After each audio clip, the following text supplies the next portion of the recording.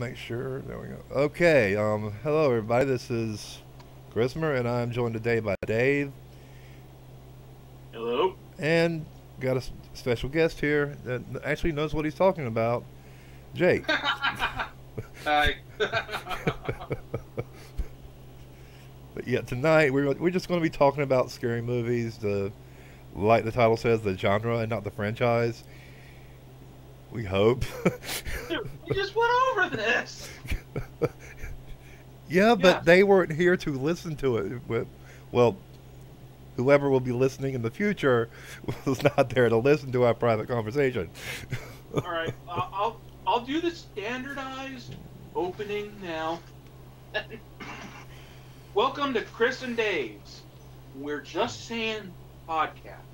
Hey, I forgot about that. This is the podcast, not the gaming section. So anybody who was here for a game, I'm sorry, but this is what we do on weekends. And Chris stole the episode part, so we'll just But get yeah, on into it. yeah. How about first we just talk about just what what do we expect from horror movies, what we like in horror movies, and all that good jazz. Well, we can always go with the obvious, the social commentary. Oh God. No, but that is genuinely a part of it. Yeah, that is a part of it, but not. Most people don't think about that until That's the point.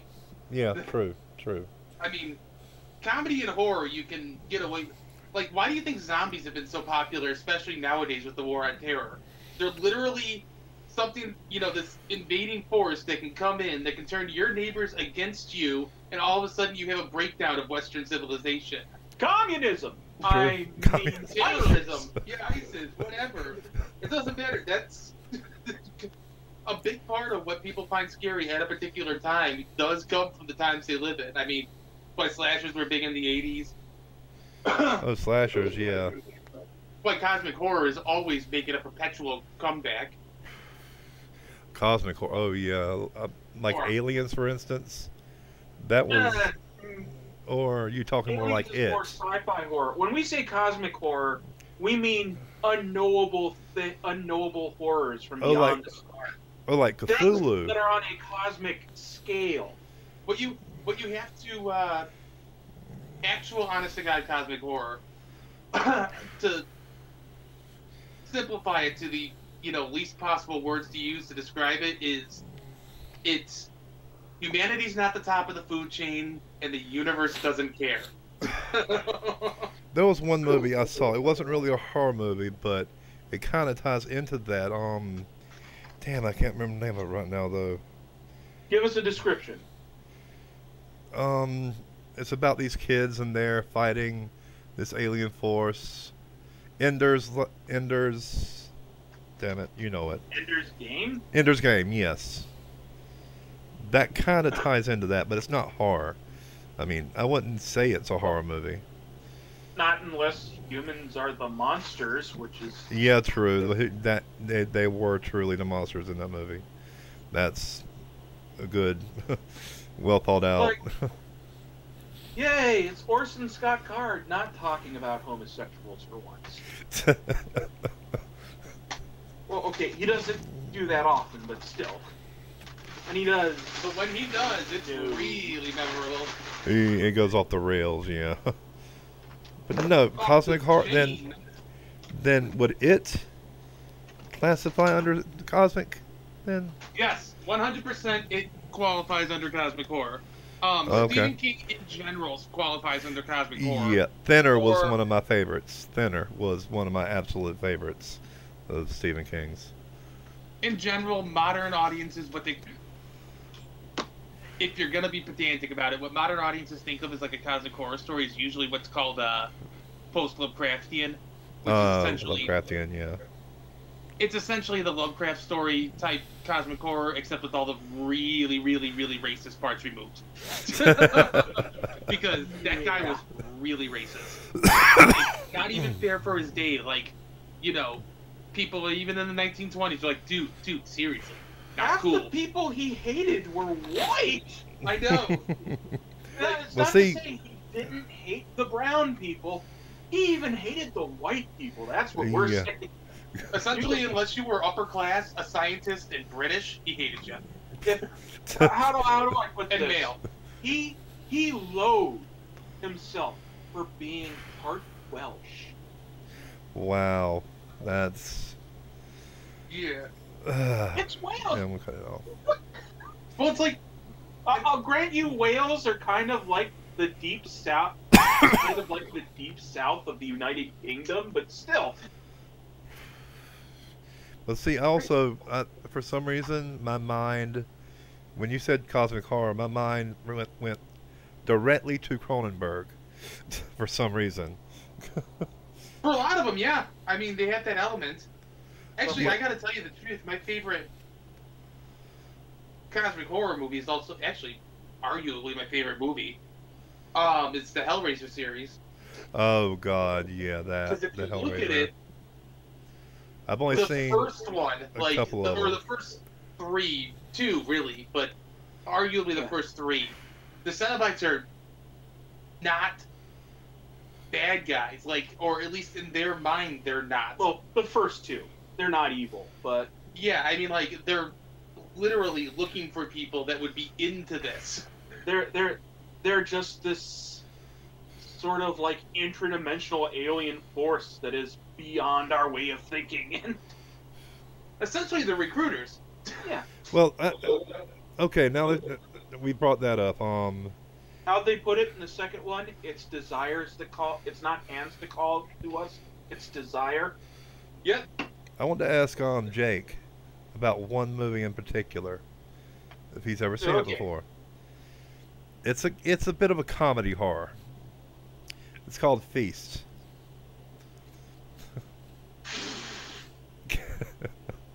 Oh my god, that is. My DVDs are all boxed up right now, but that's sitting at the bottom of the Feast box is- somewhere. Okay, I have not heard of this movie. What the fuck? It is one of the Remember, best examples of a comedy horror film that's ever been We've seen made. it. We watched it together. Are you sure? Oh yeah.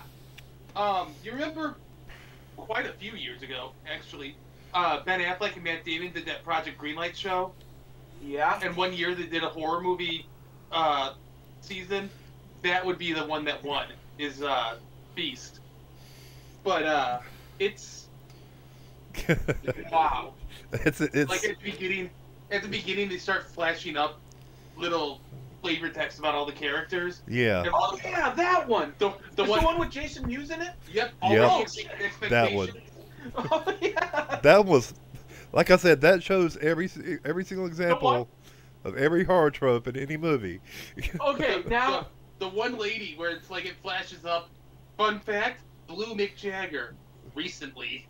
Yeah. I like the beginning where it said hero. I still Soon love to be that, though, that deceased. Jason Mewes was playing himself. Now, my favorite part about it was when it said job title hero, so, and it said life expectancy soon to be deceased, Yep. and then 5 seconds later he's dead. Yeah. The first person that died, or one of Yeah. the first people that dies, is a little kid. Yeah. Wasn't he like playing a pinball machine or something? They wouldn't kill a kid, would they? Oh yeah, that's what. Yeah, that was a flavor taste. They wouldn't kill a kid, would they?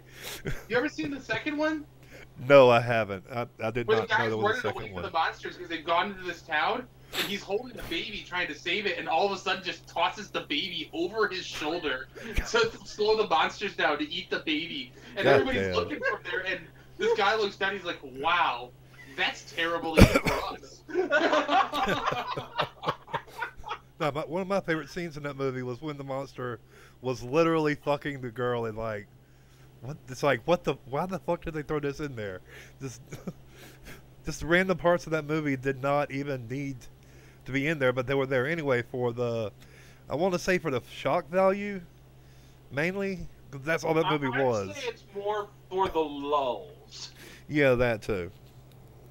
It's so a lot of people can cross that line twice, you know, into offensive and then back around again. It takes a steady hand to cross that line again and then come Yeah. back and then again and come back. 15, 16 times. That's about what Beast did. Yeah. Of course, Because Beast kind of gets away with it because they're not doing it completely seriously. yeah. How about we talk about a guy who did do that seriously? Evil Dead. Dario Argento. Oh, yeah. Oh no. Oh god. Like, okay, so I love The Three Mothers. And I never got into Italian horror when I was, like, coming up. Like, it's not... I know a lot of people that are into horror kind of grew up with Lucio Fulci and Argento and them, but... All right, let's explain the Three Mothers before we get into this for the audience. So, the Three Mothers are three different witches. The Mother of Sighs, the Mother of Something, and the Mother of Tears, which is the name of the third movie. The Mother of Tears specifically is because the witch starts making people around her violent and crazy and, you know, all that other fun stuff. And one of the scenes in the movie, without pulling away, is a mother taking her baby out of a carriage and dropping it off of a bridge into one of the rivers running through Rome. And you see the baby All bounce the way down. Bounce Yeah. off the thing, off the off the bridge support. side of the bridge support, too, head first. And it's just, whoa. Oy, oy, oy. Funnily enough, I mean, just weird tie-ins to this. The, I guess, European front of this whole, you know, women going out with Harvey Weinstein, Asia Argento, who is Dario Argento's daughter, is one of the first ones that did it. Also, Wow. she was Vin Diesel's girlfriend in Triple X, or the Russian chick in Triple X. Wow. Damn. Yeah, didn't she show up again in the third one? Yeah, she was the leading Mother of Tears. I meant the third Triple X, but whatever. Oh, she may have shown back up in the third one. I don't know. I Wait, do there know. was a third Triple X? Yes, Yes. and it was actually halfway decent. Oh, It had Her her and in God. a Xander Cage. It's all I know about Also, the first Donnie one. Yen was in it. It was...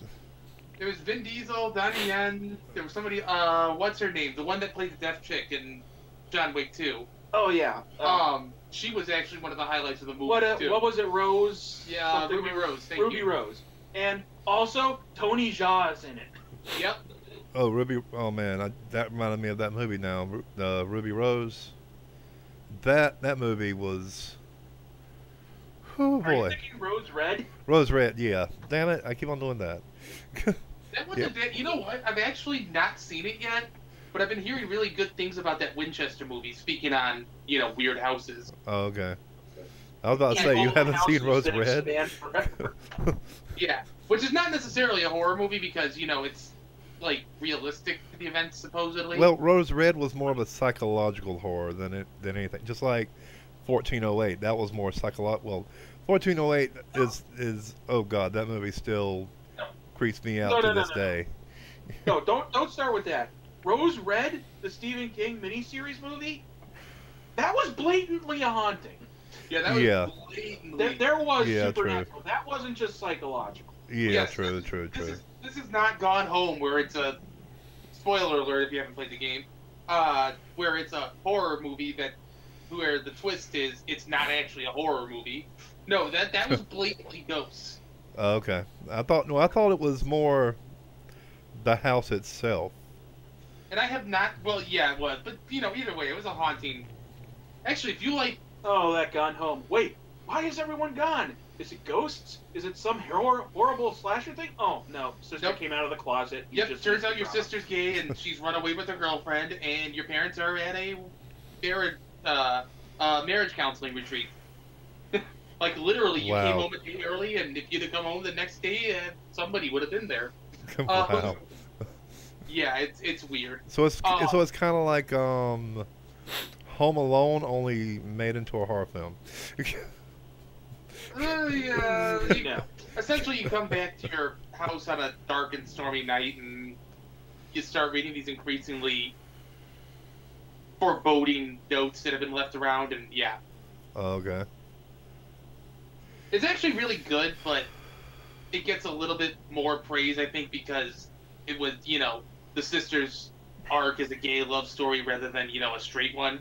And Like, if it had Yeah. been a guy she was leaving town with, I don't think it would have gotten nearly as much praise as it did. plus, it was one of those outstanding award-winning games that that people lauded because it was, programmed by women.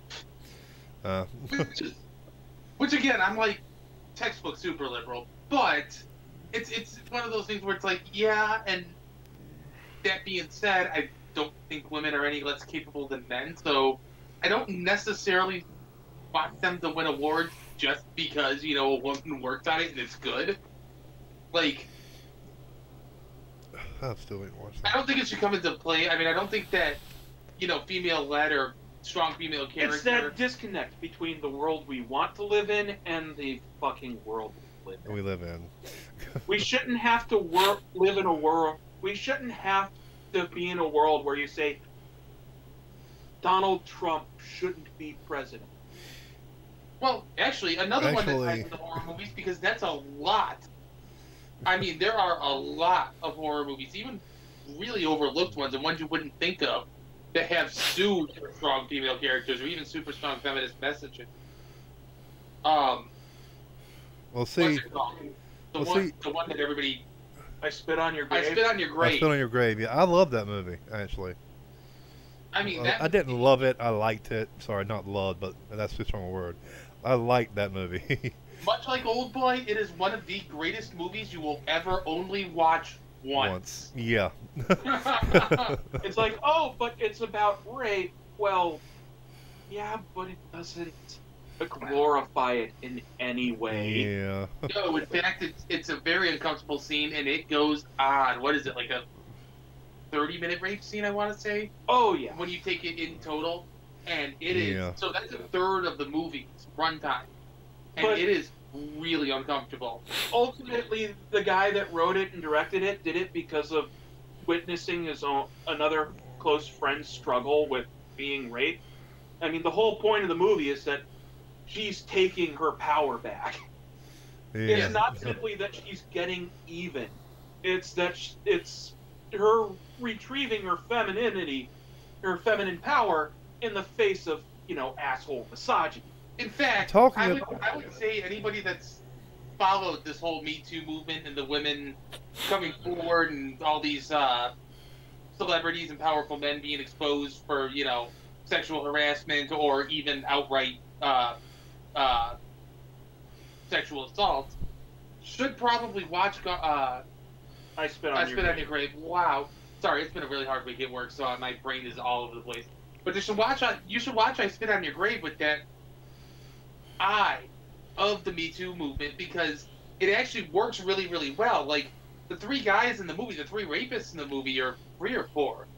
Four rapists in the movie. They actually represent different types of misogyny, of systemic misogyny, and some of them are really insidious. Like, you got the one guy, that keeps talking about how great women are and how much he loves them and everything, blah, blah, blah.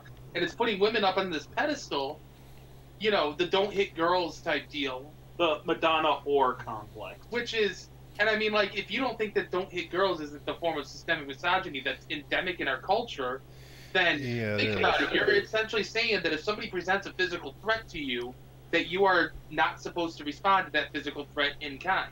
Women are too weak and precious as objects to risk damage. And if you want an example of this, I can't remember the football player's name, but that one football player where they had the video from inside the elevator and his wife was slapping him around, and he wasn't doing anything. Damn, I know what you're talking about. One punch, right as she's getting off the elevator, and stops. And, like, everybody was saying, that was a guy beating his wife. I was saying that was a guy that was responding to somebody that was clearly assaulting him. Yeah. And showing restraint. Relative restraint. Yeah. Relative. I would give it to you, except he wasn't 300 pounds. He was 300 pounds on her, and he completely sucker punched her. And he was after all the slapping and shit, and she was leaving, and he just fucking sucker punched her in the back. He sucker punched her in the back of the head. Yeah. So no, I'm sorry. He did not Chris Brown her.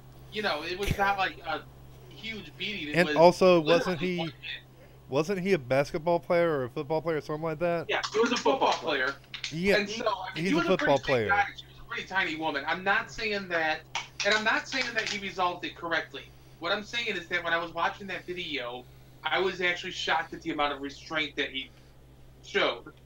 Because he could have Yeah, just kept sitting there but- and kicking her, or he could have escalated that much quicker He than it happened. could have just restrained her or something. No, He also could have chose handled to it. sucker punch her in the back of the head. I never said he handled it Ray well. Rice. I And said then that realized that there was a camera in the elevator and pulled back. I never said he handled it well. I said he Nope. handled it. He didn't handle it as badly as the outcry would suggest. It was Ray Rice, by the way. Plus, you can argue that he's.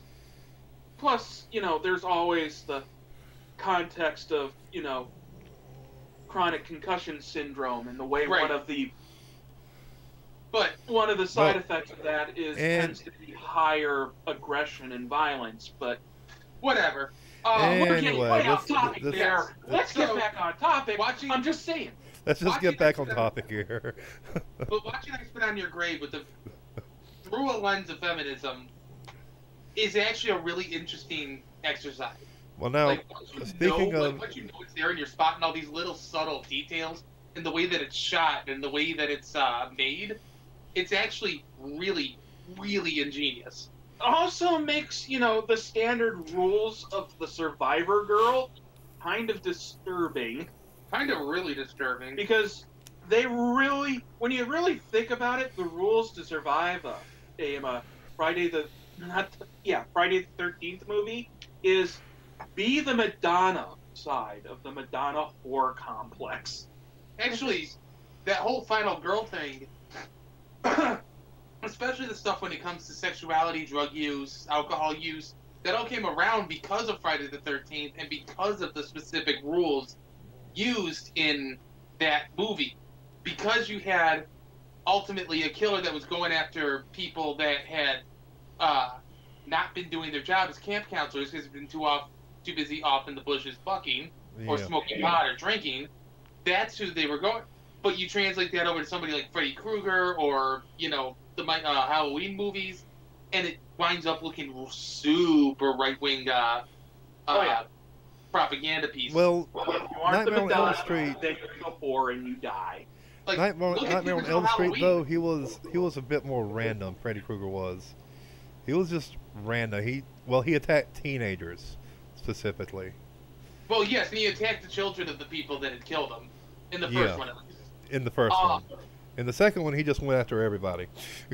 Well, all the main characters, God. rather. That's another one. The second one, I always have to laugh when I see that one put on these lists of like the most unintentionally gay movies ever. Like, no, that movie was really intentionally gay. Like, because it was a spec script. It was not originally a Nightmare on Elm Street movie. It was something that was written, and then they figured it would be easy to put. They saw that it would Freddy be easy to put the Freddy Krueger Yeah. veneer on it. And so what it originally was the original writer was bisexual, and it was all about him, dealing with this That's as it. a teenager. Okay, I did not know that. Yeah, I've hence learned the Freddy something. possession and the kid turning into Freddy towards the end and it coming out. Yeah, that's all about the guy, realizing about his sexuality as he was going through high school. Did they ever do like a origin movie for any, like? Oh, I know Jason. They did a, origin for him. That was the first movie, but Freddy. Well, yeah, they cover that in the first movie. They cover the origin, but they never necessarily go Well, back yeah. and made a full movie about his origins. Yeah, that's Um, what I'm talking about. Like a full movie about why. Theory, the reboot kind of did it because it devoted a good amount of screen time to Jackie Yeah. Earle Haley without the Freddy makeup. Yeah, you true. know. But it wasn't necessarily like a true origin story. Why couldn't they put Jackie Earle Haley Freddy in a better movie? Oh God! No, Well, no, that movie, now talking about newer films, whenever that like they try to reboot something, Jason X. Jason X wasn't a reboot; it was a direct sequel. And I love that movie, by the way. I did too. I to be absolutely honest. positively Oh, yeah. love that movie. Just But- all the jokes landed perfectly. Just I mean, And as like far that as one guy reboots- that lands on a giant screw. Yeah. Like Viper. He's screwed. Hey, you want to smoke pot and have some premarital sex? Yeah. We love premarital Marital sex. Then he ties him up He's good. in the damn in that damn sleeping bag and just starts Yeah. wailing on him. Well, that's Wow. a reference to Killed in the second movie? Yeah. Yeah, I want to say it was. I want to say it was the second movie. Yeah, Still, pretty it sure was- that was the first one with like Jason in it. Still, it was a good sci-fi, kind of sci-fi one. Yeah. And then he If crashed you want back to go there. with a good horror movie in space, then Event Horizon, Oh. or what I like to call it, the actual Hellraiser in space. Yes. Aliens, hands down. That's my Aliens, space movie. like the sequel, is Oh. another one I could put on my. I usually put on my like favorite movie of all time Or list. too. Prometheus. But Alien, I don't know. When I think of Alien, I think it's too personal Also, to be really a cosmic horror movie. It's Also- too Not necessarily cosmic horror, but Alien and The Thing, John Carpenter's version of The Thing, are the two movies that I describe as like almost perfect horror movies. They've got flaws as movies, as all movies do, but as like a vehicle for something to scare you while you are sitting there and that will stick with you fairly long afterwards. Those are the two that I point to as being damn near perfect. yeah. But You now still- that we've talked about aliens, we have to talk about Predator. Sorry, hold on, phone. Hello. But Predator was always a more of an action setup, but it was or it was a horror setup to an action All right, movie. just give me Yeah. a minute. So it's always been one of those weird things to me.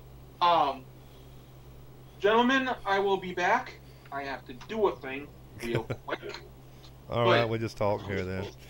I'm Yes. now viewing movies through the eyes of or through the lens of like a feminist theory. The Nightmare on Elm Street, the reboot and the original. If you watch those two, it's actually fascinating to see how studio culture will actually totally skew that or totally destroy that. I haven't watched those in years. Now I think about it. So the original Nightmare on Elm Street had one of the stronger female protagonists of the 1980s. Yeah, that. In my Yeah, mind, any movie, but definitely in horror. Oh, Jake, Yeah. just to plant the seeds of something he hasn't seen in the Mouth of Madness. Oh, that is the one you have to see. Oh, talking about, but no. Going back I to underappreciated movies, though. Have you seen Pulse? I'm talking about- Pulse is in the American one, or Kairo is in the Japanese original. I One of haven't. those two movies was actually halfway decent. I haven't seen the Japanese original, but I have seen the. And don't even watch Pulse 2. Oh my God, just don't. It is. I watched about 5 minutes of it when it was streaming on something, and yeah, no. It has the worst green screen effects. I mean, just I watched through the whole thing, like an idiot. And So, it is Japanese original, terrible. I actually liked. It's not my favorite of the J horror from around the time, but it's definitely good. And it's definitely kind of an interesting take on it. Well, I mean, it's basically a monster that, well, not a monster, a ghost that goes around through. I think it was the internet, wasn't it, or was it just phone lines? It was pretty much all modern interconnected technology, but I Yeah. believe it was supposed to be both the internet and phone lines. But I thought I just thought that was an interesting idea altogether. I mean, nobody had done it, and I don't think anyone has done it since then. A ghost that goes through phone lines, internet, just general technology. Because I think nowadays, if they tried it, I mean, Well, without it was an episode of Buffy. There was a very little known early 90s movie called Ghost in the Machine where I can't remember if it was a chick's ex-husband or just a stalker that died and then went into the phone lines. okay. See, I didn't know about that either. I still have to watch Ghost in the Machine. I haven't watched it yet. And I haven't seen it. Jesus Christ. I mean, I had to have been 12, 13 years old when I watched it, and I haven't seen it since. So I couldn't, like, discuss anything about the movie with any real Yeah. surety. But, you know, it does I mean- exist. I know it exists, and I know I've seen it. Like I said, I mean, I just thought it was an interesting take on, because that's one thing about J horror. They go with really far out shit compared to what we do. What now? J horror, Japanese horror, like J-horror. Ju-on or Shudder or Pulse. And Japanese horror tends to be more... Japanese movies in general, really. Inventive But- as hell. And they Oh, tend yeah. to be more actor-driven, character-driven. Yeah. It's like Story people driven. wa- Story driven, Yeah. definitely. And if you watch, like, the original Ringu, or not the original, but, you know, the one that the Ju-on. Ring was based off of. Ju-on. Yeah, Ju-on. Well, The- Ju-on is weird. That's a different Yeah. movie. We're talking Ringu. Oh, okay, Yeah, Ringu. The Okay. one that the Ring was based off of. It's actually very bright and not very... Like, you watch the Gore Verbinski version, and it's very gray and atmospheric. And the Japanese one is actually filmed pretty much like, you know, a moderate budgeted mid-90s Japanese movie. And then there's some good Korean horror movies too. Like The Mirror, that one, oh my god. The original Korean The Mirror, Yeah. that scared the hell out of me, even as an adult. It was the body horror that got me. With them And- contorting their bodies in weird fucking ways. Just, ugh. Uzumake! Yeah. It just, Okay, I ugh. really like Uzumaki, but that's another one that I will probably never watch again. Or, Like, no. This one is more of a, Not to mention Revenge? the only really good live action representation of Junji Ito's work. well, there's this one, remember Shudder? That was a great one too. That one is where the ghost actually is the good person in the whole thing. The ghost is the good guy in that. Because the ghost got run over by the dude, and yeah, he didn't give a fuck. I always sort of love that type of deal. It's like I also have seen a trend recently towards Sorry if I spoiled supernatural that for horror anyone. that's not actually supernatural. Sorry if I spoiled that for anyone. Yeah, this is gonna just... This If you is don't want spoilers for a lot of different movies and disparate places, you might as well just stop listening. yeah, because this is we're talking about everything about the ghost movie. It's horror movies, not just. It's not Yeah, going to be it's not- spoiler free.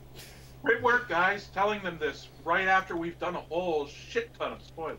Yeah, conversation's gonna flow. Spoilers, 0 fucks will be given.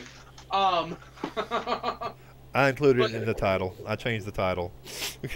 What's weird to me is, yeah, the modern trend towards stuff that turns out to not be supernatural. Like, I've literally, again, along the massive spoilers, I've literally seen the same ending to a movie in 3 different movies in the same year. Like, so these were independently made. It's not like one was copying off the other.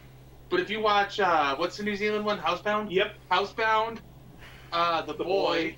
and then there was another one, and fuck. Inside, or I don't remember. there's another one, and I know it's on Comcast VOD, but I can't remember whether it's streaming. But all 3 of them had the same twist ending of it's not actually supernatural. It's some guy living in the house that they don't know about.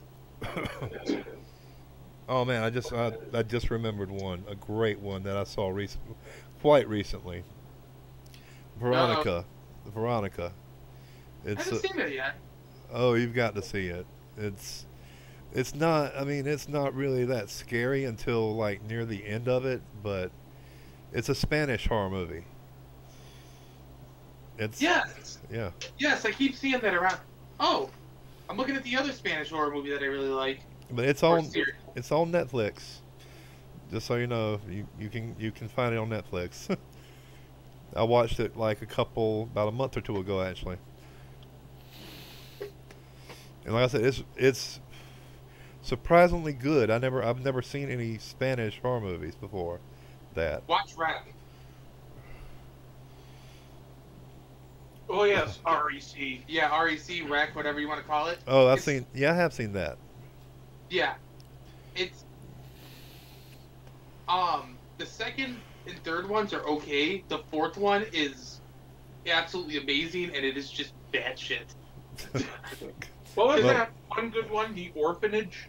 Yeah, I like The Orphanage, which was I'm gonna turn essentially on. weird. I'm gonna But turn on the let's chat go. just for a second, just see if anybody wants to contribute. But yeah, or VHS. VHS was pretty good. I loved VHS and Oh, yeah. Siren, which is the full movie they made off of the "I Like You" girl. Like, No, there was one. although, Isn't that on Netflix? yeah, Yeah. that's streaming like everywhere. Yeah, although, I find it weird that I own a movie called VHS on Blu-ray. How about since we're in this category, this subgenre, found footage films. Those, Oh God. I mean, Okay, like, so I actually no, I actually recently, because it's been about 10 years since I've seen it, because I haven't seen it since its opening weekend in like wide release. I recently went back and watched the original Paranormal Activity, and Oh. realized that the movie is far better than I remember. Like yeah, it is. It's really good, especially the the stuff, director's the cut stuff- ending. yeah, but the stuff where you're watching them while they're sleeping, and it's just that whatever's going on around them that the camera picks up, all of those are just insanely intense and insanely, like, they're just genius scenes. Yeah, And, like, yeah, even my biggest problem with that movie was the couple. I hated them. And now with 10 years of context to this found footage horror movie, it's like, wow, these guys actually really aren't that bad. Like, yeah, they actually, when you watch it with the context of the unlikable found footage hero, it's like, wow, they actually kind of realistically have a stress response. yeah. Well, the girl, not really, but the guy, he seemed a little bit too much in. Well, okay.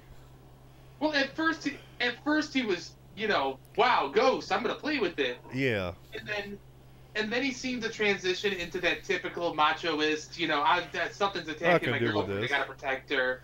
And then finally started to realize that he was in way out of his depth and yeah, was not gonna turn out well. yeah. It was like, Whereas- because he went through a giant transformation throughout the entire movie. I mean, that movie was great on character development. I mean, they did Where perfect she on the was character development. following the arc of demonic possession as highlighted in The Conjuring. Yeah. Oh God, The Conjuring. I think I of other did- found footage. Have movies you that- ever actually seen the Annabelle doll? Yes, it's a Raggedy Ann. It's a Yeah. it's a fucking Raggedy Ann. I'm like, I'm the one who showed you the picture of it. yeah, oh yeah, you did. Yes, I have been I'm I like, have been aware of the Warrens for a long time. why did they go from that to whatever that was that ceramic doll that they had on the screen Because it basically? looks better on film, essentially. They needed something iconic for the movie, and so they came up with the doll. It works for the movie, though. I mean, I'm not saying that that's a bad thing. Also, Oh, I I'm saying think it's they kind of a wanted to bad avoid thing. Any legal troubles if Raggedy Ann was actually still owned by anyone? Raggedy Ann, I don't think is owned by anyone anymore. I think that's way gone. That was back in 50s. Yeah, but who the fuck knows anymore? U.S. Yeah. copyright law is weird. And patents and copyrights and stuff like that, they go on for a long time. Well, see, Yeah, I'm of the lobbied for it to be increased to like 75 years.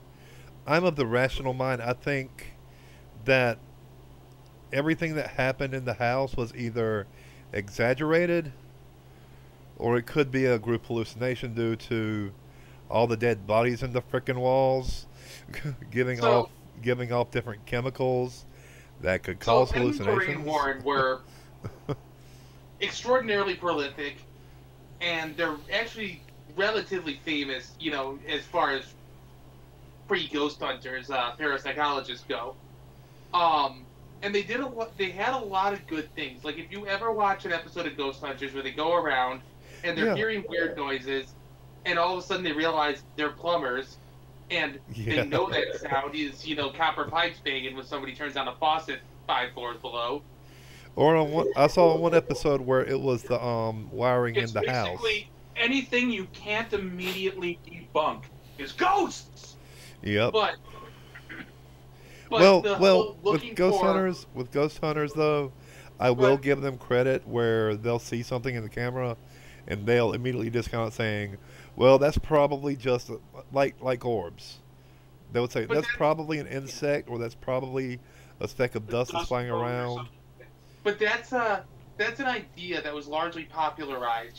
This houses make noises Yeah. that aren't Yeah. supernatural in any way, shape, or form. Yeah, By the Warrens, Yeah, which they show in the original Conjuring when they're Yes, looking they at do. that one house and they're like, yeah, this is just bad plumbing. The tap's turning itself on from the water pressure.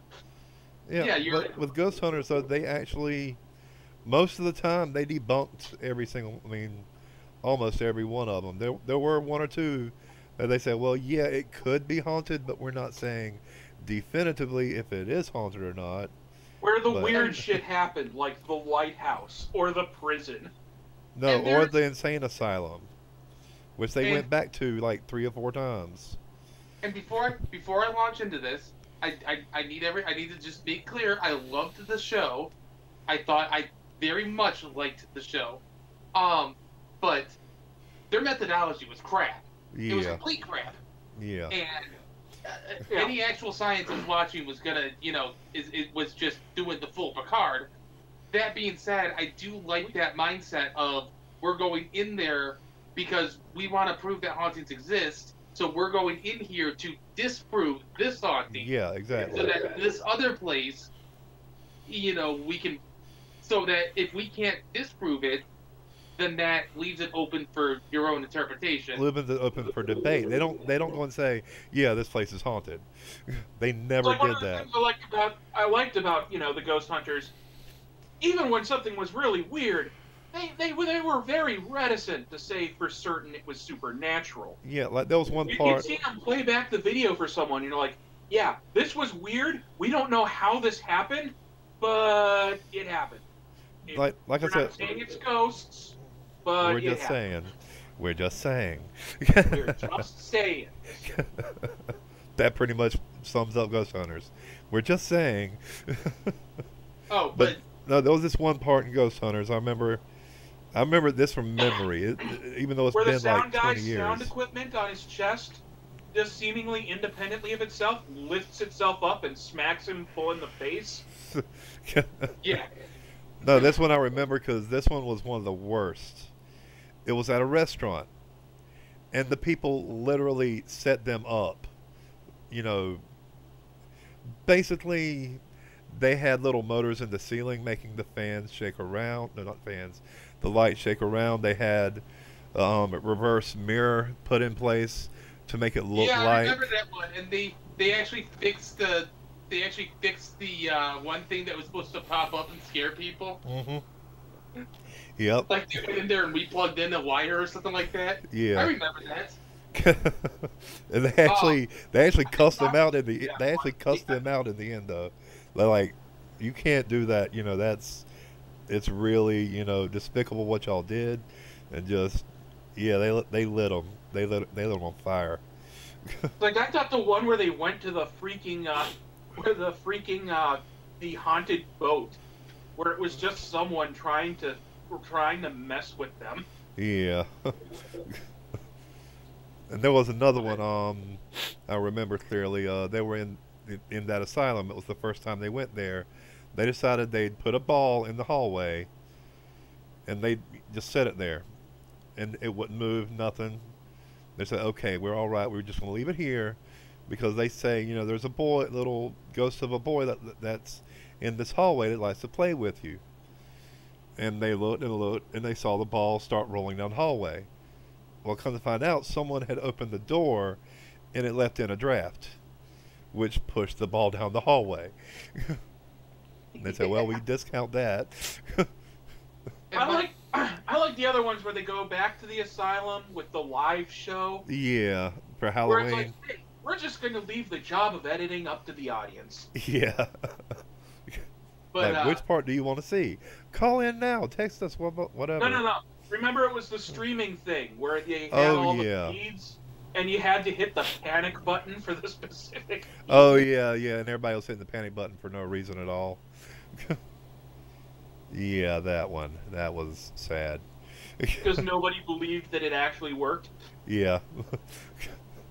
But that being said, on the subject of that, the downside, and by the way, the Warrens, the couple that the Conjuring movies are about, are actually one of the people. It was one of the two original people on Ghost Hunters was actually involved with them, like with their whole research arc. But the problem with them, and it's a big problem, especially when you're going into parapsychology, is their religiosity kind of informed the attempt at science a little too much.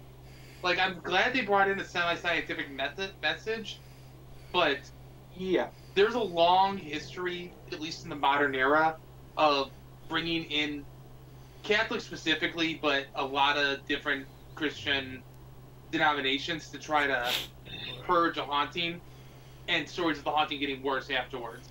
Yeah, I mean... Mostly because, let's face it, if you assume ghosts actually exist and that ghosts are X people, and some guy comes into your house and starts calling you unclean and saying you have to leave, that's going to piss you off a little. Yeah. Yeah. Oh! Speaking of movies that, play with expectations. So, who remembers The Others? Oh, yeah. The Others, I don't think I've seen that one. Oh, my God, you have to see that movie. It's Nicole Kidman. Oh, wait. And it's her and her two children during World War II in, like, this... World War One. World War One. And they're in this isolated British manor house, and her children have, xeroderma pigmentosa. Yeah. Yeah, it's essentially they're allergic to sunlight. Oh. And so they can't go, like, even when the sun's out, they have to have all these heavy... I had a friend that had that. But yeah, they have to control the levels of light in the house. Yeah, I know. Like I said, I had a friend like that. And then the blinds start opening, or the curtains start opening themselves. Oh. Because, see, she had to wear a hoodie at all times, with long pants. And, yeah, it was bad. Oh, yeah. That's not a good disease. It sucks. It's her entire wardrobe. Books that I truly love. It was the inspiration for one of the few, books that two of the books that I, truly love by Dean Koontz.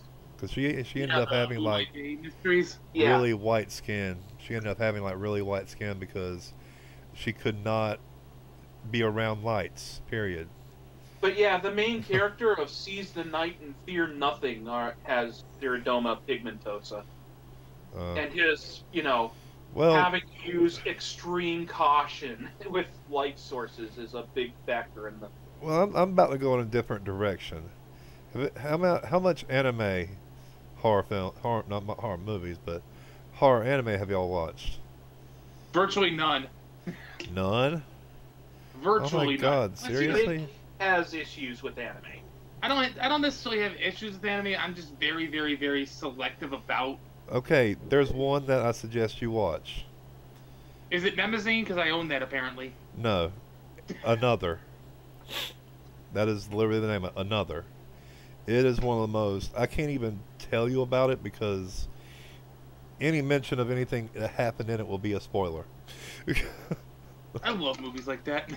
You can't even talk about it because everything's a spoiler in that anime, and it's only, I believe, 13 episodes long. It's not that long, but it's, oh god, it's one of the best horror anime I've ever watched. I mean, that's uh, just every character seems perfectly fleshed out, and the story is just phenomenal. Trying And to think of what I've seen recently that's how about Ghost relatively new. Stories? Ghost Stories. Oh yeah, that one's good. Which one's Ghost Stories? There's actually it's there a manga out about it too. Oh.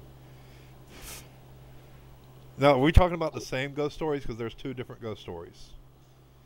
I don't know. There's one Ghost Stories that was released in the '90s, where the English is kind of inappropriate, because the Japanese director told them, "You can say whatever you want to. You do not have to translate this at all. Just do whatever you want whatever you want them to say. Have at it." Oh. And they made it the most hilarious, unintentionally hilarious anime to ever exist. It is just, oh my, it is the funniest. Oh god, just later tonight, look up Ghost Stories funniest scenes, and prepare to laugh your ass off.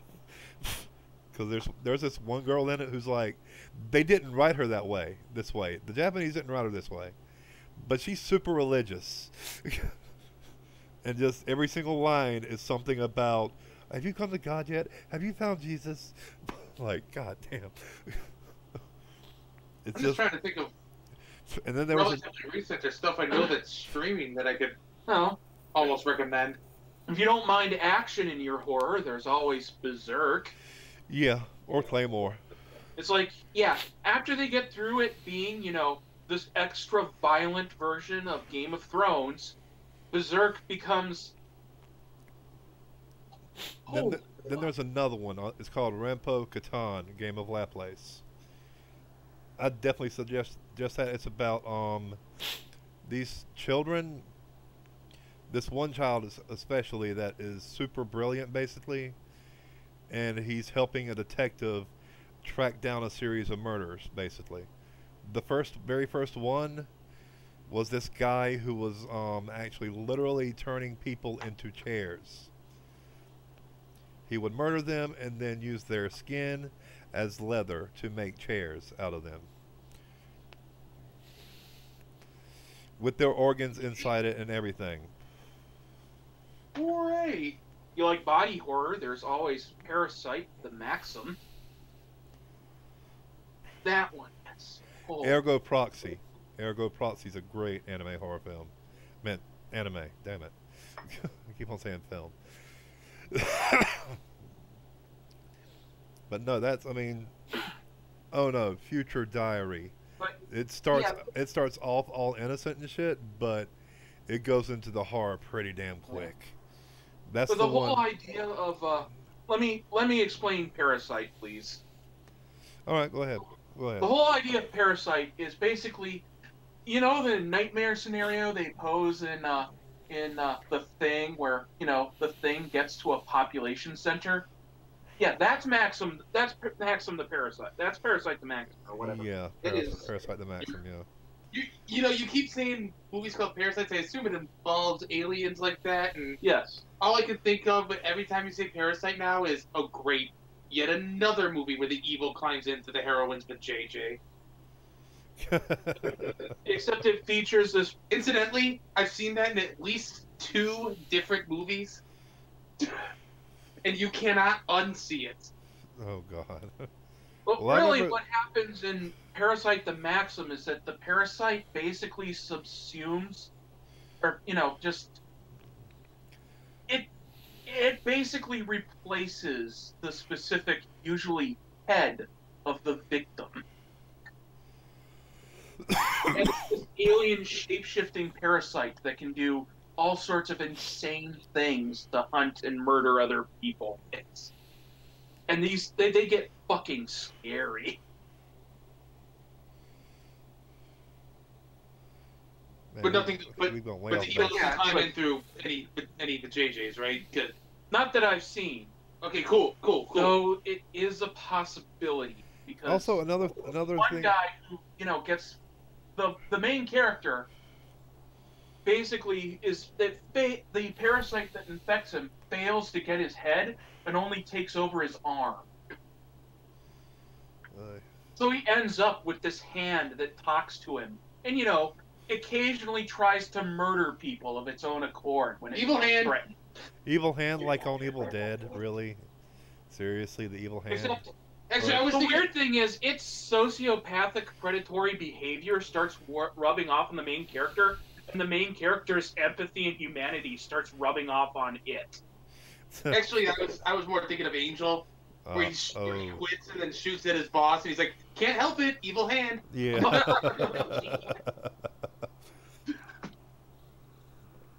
I can't help it, the Evil Hand. Oh God, I'm just getting back to the Beast part of my latest watch through of it. Oh God, I love the fight with the Beast. Like, okay, I'll admit, yes, that season has massive issues, but when it's on, it's freaking on. Damn. That's another one that I think needs to get the Beast and Jealous Faith shows back up. How about yes, virtually anything with David Boreanaz as the bad guy. Okay, then how about Oculus? That That one. I Oh loved my Oculus. God. I loved Oculus. Okay, so I've actually been a fan of the guy that made that movie, the guy that directed it. I think he may have written Oculus too, but Yeah. I know he directed it. Since he made this movie called Abstentia, which is very deeply flawed. Don't get me wrong. I mean, it shows its budget in certain areas. Mainly that it does not have a money shot of the monster at the climax, and the guy that plays the police detective in Absentia is just terrible. Like, he is horrible. Yeah. Yeah.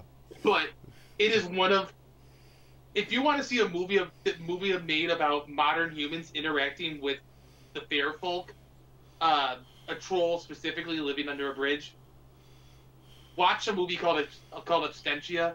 It is, oh my God. Like, and it's the same guy that did Oculus. Actually, I think Oculus may have been his very next movie. Yeah. Oh my. And then Oh, he went on to do the sequel to Ouija. And made awesome the movie. sequel to God damn that it, what was movie movie? a better movie than it ever had any business being. Yeah, that was the weird one. Was he did Ouija 2, and Ouija 2 was Oh, it was absolutely like a above subtitle average. movie, so it was like Ouija the Beginning or something. Yeah, it was like a Or- prequel to this crappy little, to like a really crappy movie, and Jesus Christ, was it good? Like, it was really good, No, that's not it. and like, if you see the original Ouija and then you watch the second one, they don't even seem like they're part of the same series. It becomes very obvious why they didn't call it 2, but used the subtitle instead. God, that was a movie. Damn it, I can't remember right now. What was it? The Then he also did. premise He was- went on to direct Gerald's Game. You know, I'd forgotten that he did Gerald's Game. I remembered he did Hush, which is another actually really intense horror movie. That's streaming on Netflix. Is this movie Hush?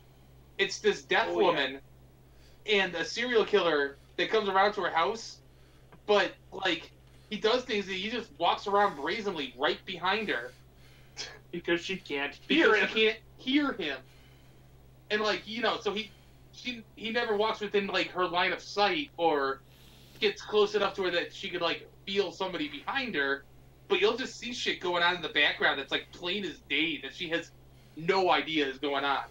It's absolutely amazing. Yeah, Damn like it. Damn it, damn it, people damn it, getting damn it. fucking murdered. Yeah, like right outside of her patio door while they're banging on the glass and she's completely deaf. There we go.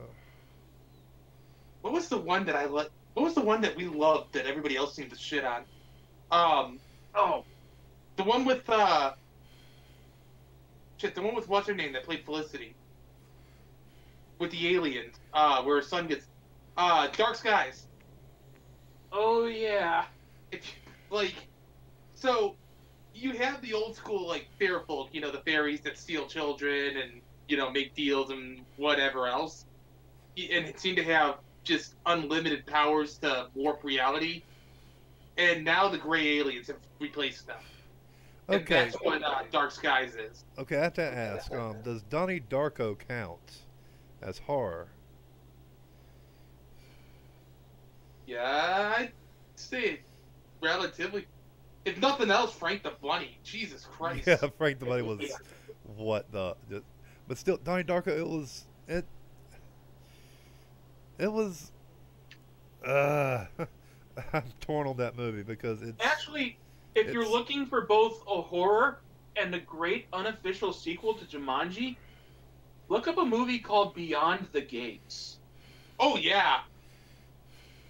It's also a love letter to those VHS board games that were, popular in the 80s and 90s. Yes, the terrible ones. Yeah. The was it Gatekeeper. Coherence? No. There was a movie I saw. It was a really good horror movie, but it dealt with I alternate just- dimensions. I just remember hearing someone say finally, Jumanji has a sequel, and all I could think is, you mean after Zathura and Beyond the Gates, right?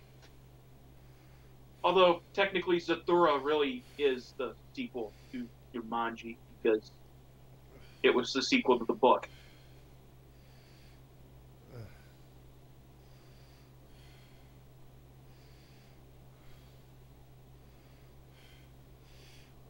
Coherence might have been it. Now, I'm trying to think of a certain movie that. Guantanamo Bay is on Netflix. Oh, if you want to watch one that's really good, it's actually like real, like not Ghostbusters reality TV real, but like actual real is The Nightmare. I mean, they're dramatic recreations of these people's night terrors, but it's people with sleep paralysis or night terrors or whatever you want to call it. I When used you to wake have up. that. I used to Yeah. have that. And there's a whole bunch of recreations of them. It's It gets fucked up. yeah, it is one of the more disturbing movies I've seen recently. It's a documentary and it's Coherence. scary as shit. It was Coherence. Have any of y'all seen Coherence, by the way? No. It's a good thriller film. It's a really good thriller. Y'all, you should definitely see it then. Ooh, It's and the one they just scrolled past the one everybody loves that I hate. what, Coherence? No, The Mist. Oh, The Mist. Oh yeah. I will note, I was gonna Jake bring that doesn't up. hate it because it's bad. No, it is actually a really good movie, and I disagree with why people love it because they love the ending, and I hated the ending. Well, see, Not because David could tell you something about that. I actually, for the longest time, thought whenever I heard The Mist, I automatically thought of The Fog. And he kept saying, it's relatively new. And I'm like, take that back. Because I thought he was talking of the Fog remake. yeah. Saying I The got Fog those is a two mixed relatively up. new movie is a good way to get yourself stabbed around me because I'm like one of the world's biggest John Carpenter fans. Okay. Yes, the Fog, the original Fog, is one you really got to look up because Yeah, I do. I will. Also, Eventually. anything John Carpenter directed that stars Kurt Russell, you got to look up simply to get the commentary because it's usually hilarious. yeah, wanna because say Kurt it's a- Russell just doesn't give a fuck. I want to say Big Trouble in Little China is them Mystery Science Theatering the movie, Well, I found a and YouTuber. Escape from New that York said is it. an hour and 45 minutes of the two guys bitching about their ex-wives. Like, half the time, not even talking about the movie, just bitching about ex-wives. God, wasn't it the same with freaking Total Recall? I'll send the Yeah, trailer. something along those lines. I'm gonna send y'all the trailer though for y'all to watch later. Just so you'll have it there. Since the screensaver came on. Actually, speaking of like foreign horror movies that we were on earlier, you know, the Spanish and Japanese and everything. The scene I'm interested in watching now is, you know, either directly Iranian or Iranian descent, because they've had a couple of really good ones. So a Bollywood movie? It's not. Iranian, not Indian. Okay. Okay, Iranian, yeah. I was thinking Indian for some reason. What Sorry. was the one in the apartment building? Oh, God damn it, I can't remember. Under the Shadow. Under the Shadow. Thank you. I really like Bollywood films because they're unintentionally bad. Like, they actually try, but they're bad. No, so the Iranian horror that I've seen, that I've been exposed to, and it's not much, I will grant you that, but it seems to be more intense. Like it seems to be atmosphere versus like I said, the Japanese horror tends to be more character or thespian driven. Yeah.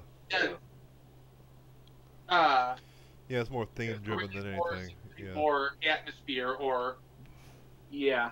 How which about is how about the realistic horror like Strangers? only semi-realistic, but yeah. I mean, that's I a mean- very realistic, and it actually the murders that took place about 30 miles away from where I live. That Well, it's house kinda like- exists.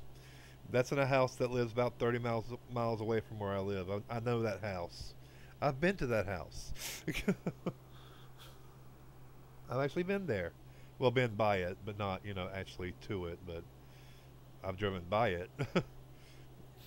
My aunt used to live a couple miles from the Amityville house. Hey, Under the Shadow is still on Netflix. Okay. And I live in the same city that Pee Wee Gaskins lived in.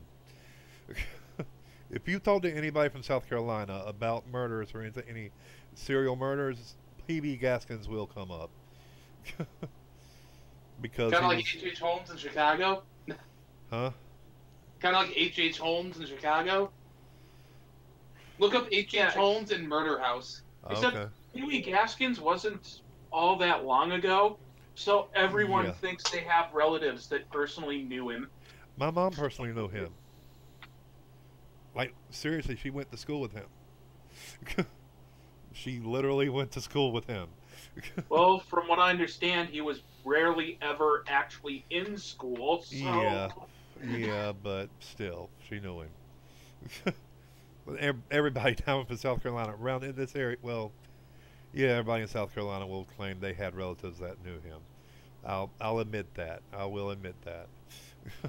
I really gotta introduce you to last podcast on the left. And I I'm trying kind of actually fell for your little trap there too. I'll admit it. About what you said. Yeah. I do love this new renaissance that Stephen King has seemingly stumbled upon with It, Gerald's Game, and 1922. But if Mom was still alive, she could tell you that, yeah, she knew him. That was another one that's... If you're one of, like, the 5 people in the world at this point that hasn't seen it, you need to. Like, 100%, you are not doing anything better. Call and stick to work and go to Redbox. Get that movie. You can't go to Redbox? Download it. Download it. Hey, we're not, Service, it doesn't matter. we're Does, not going to advocate for thievery. Oh, No. I'm no, legally download it. legally downloading. Go to Amazon and pay the video $2.99 demand to rent service. it. And, You you go know, to like how Amazon. I have Mortal Kombat, Batman Year One on my PlayStation because I downloaded them from, Oh. special releases and stuff. There's another one, actually, that has an interesting take. Stakeland. Not Stakeland 2, which I actually really didn't like, but the original Stakeland, which... You ever seen a movie with Viggo Mortensen called The Road? The post-apocalyptic thing where he's kind of going across the country with his son after this apocalyptic event? It's essentially that, except with the zombie apocalypse, except the zombies are vampires. It's Okay. think The Last of Us, essentially. How would an entire civilization of But I think vampires it's more like the Omega work? Man. But Yeah, it is a lot like the Omega Man. how would a civilization of vampires work? I mean, vampires need someone to feast on that is not a vampire to survive. So how would a whole entire civilization of vampires work? Actually, horror there has movie-wise? been a movie. There has been a movie made about that. Watch Daylight. no Daybreakers. Oh, Daybreakers. That's right. It's Ethan Hawke and it's Willem Dafoe and somebody else that I really like. Willem Dafoe. Sam I like Neill. Willem Dafoe. I like Willem Dafoe. Ugh, I used to have a Willem Dafoe living under my bed. Hey, kid. Sorry, Sleep we- yet? Sorry, have to make at least one Family Guy reference per thing. That'll be my only one. We're just saying. Just saying. Simpsons references, I get unlimited, but I have to make. I'm allowed at least one Family Guy reference. Well, yeah, Dave here does a lot of Simpsons references, so. Yes, especially when talking about horror, you'll notice a lot of Simpsons or any kind of pop culture. You'll notice a lot of Simpsons references, and especially when talking about horror, you'll notice a lot of Buffy references. Or, you know, just- It's not helped by the fact that I actually kind of want to now see a fight between Homer Simpson and Buffy Summers as to who the eponymous character of my favorite show of all time is. But still, you just want to see Buffy Summers predicate him, Homer Simpson. with a medical grade 2x4. Speaking of, how about urban fantasy and horror? Fantasy horror? Well, Urban urban fantasy. fantasy more specifically. Okay. Even if it's not a movie. I mean, because that's one of those ones I think is both over and underexplored. Like, because urban fantasy is always a horror movie, no matter what. I mean, like, even when you get into something like the Dresden Files or Buffy the Vampire Slayer, where, you know, she's hunting down these things and seems to almost be in God mode at certain points, it's still kind of a, you know, horror concept. And it's really, really overdeveloped in TV. I mean, you've got 10,000 urban fantasy shows, but it's really underdeveloped in the movies, like shockingly underdeveloped in the movies. Like, there's that one with what's his name? Oh, how Like about. Superman Okay. in Superman Returns. Baba Duke. Duke. I love that movie too. I love that. I love Babadook. It was perfect. I mean, it deals with depression. It deals with depression perfectly. I actually, because both of them deal with grief in such a brutal and frank way, I really, really want to make an FMV that's just the Babadook with all the sound taken out and the new Parkway Drive album put right in place of it and just Wow. let it play. All right, I'm gonna ask a controversial question. Uh-oh. Have you seen Cabin Fever? No, I haven't. Hey, party guy! Oh God. Okay, so I know a lot of horror people really shit on Eli Roth, and rightfully so. I mean, don't get me wrong. Every argument I've heard against his movies is I can only say fair enough, and that I agree. It just those arguments do not kill it for me. I love Cabin Fever. It's like I love the first two Hostels.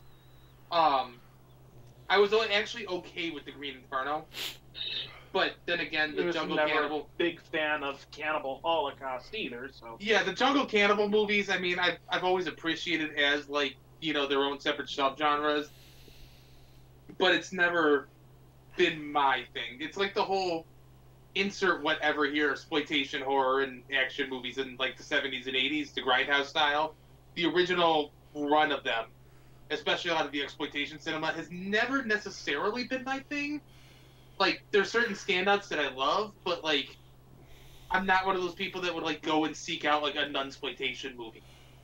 But like, so Jungle Cannibal thing has never been my thing. So the Green Inferno was a love letter to something that I just don't have that much interest in. But other than that, it was actually a halfway decent movie. Oh God, I just realized. Cabin Fever was just. I just thought of another movie that you probably never heard How of. was it you described that movie? what was it taking place in the town from Twin Peaks, or taking place in Twin Peaks? Pretty much Outbreak taking place in Twin Peaks. Yeah. No, no, no. There's another movie. Have you ever heard of Teeth, by any chance? Yes. Yes. That is. That's hilarious. It's fucking. It's like, what the fuck That is is they? the only one that actually, if you watch it through the lens, if you watch it strictly to start seeing how intricately interwoven the feminist theory is into that movie, Yeah. most especially the coming of age and the suppression of women's sexuality in Yeah. our culture, it is just mind-blowingly genius. Yeah, it I is mean, really. because- It is. Yes, it does beat you over the head with that particular message, but it incorporates that message into really super subtle ways. Yeah. All I have to say is, let's all go to the mountains, right, fellas? Oh yeah. Oh yeah. I mean, yeah, does it pretty well, but also at the same time, It kind of hurts thinking about oh, it. Oh it's yeah. like watching one of those blooper videos where the guy takes a real bad nut shot. It's just Well, let's like, just say if you have a hard on and watch that movie, it will instantly go away.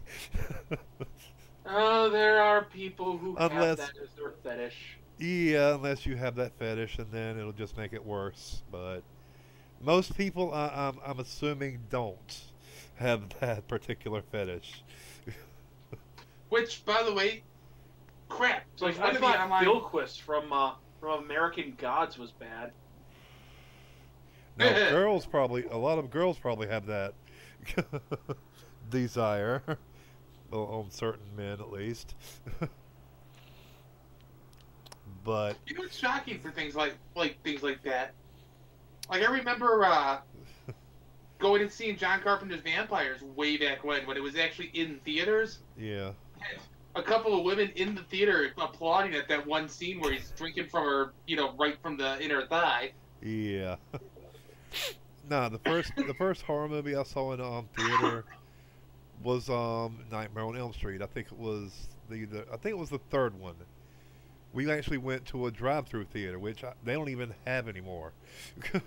I miss those yeah, they things. do. Well, Actually, a friend of my sister's owns one, or partially owns one. well, I'm saying rarely. They're rare to find. They are As if rarity.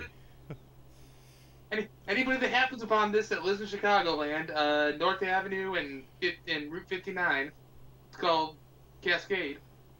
Let me guess, they play older films on it, don't they? No, they're Okay. first run movies. Oh yeah, Okay. they play double features too. Oh, Dude, damn. you want to talk about the most American experience possible? I went Drive-through to, theater. That's the couple- drive-through theater. but a couple of years ago on like Memorial Day, I went to the Cascade and had to meet my family over there. And I was driving a convertible at the time. So in a convertible on Memorial Day weekend, watching Godzilla in a drive-in. I Oh. cannot possibly think of a more, American experience. And I realized Godzilla was originally a Japanese movie. No, But I could think of a more American experience. is it going to Culver's and having them ask you if you want ranch dressing with your cheese curds? No. You will not get to Watching- ask that question anywhere else in the world. Watching Rocky Horror Picture Show in a drive-through theater. Yes. There's nothing more American than that. Nothing. Just that movie it's a brilliant movie. But we're talking about horror movies, we're not talking about Rocky Horror Picture Show, even though it has horror in the name. It's not a horror film. Oh, it's a horror comedy musical, but well, horror sci-fi comedy musical. It is an amalgamation thing. I wouldn't say horror though. It's not scary.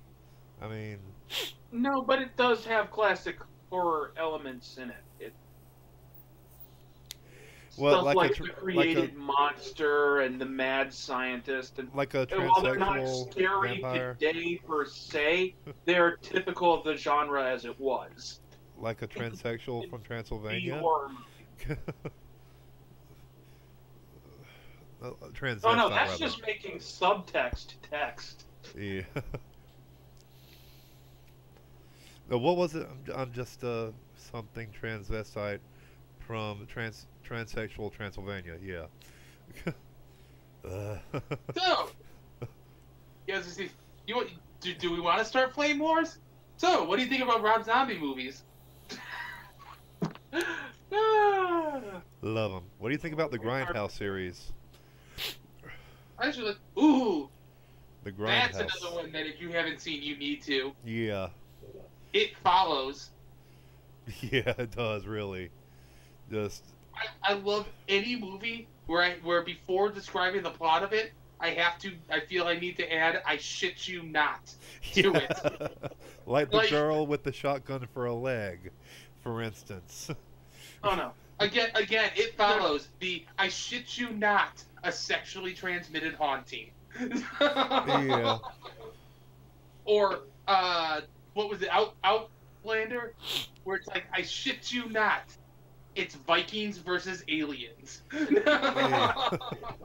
It's Beowulf except versus aliens. That's what it is. Or Machete. Machete is just, oh my god, perfection.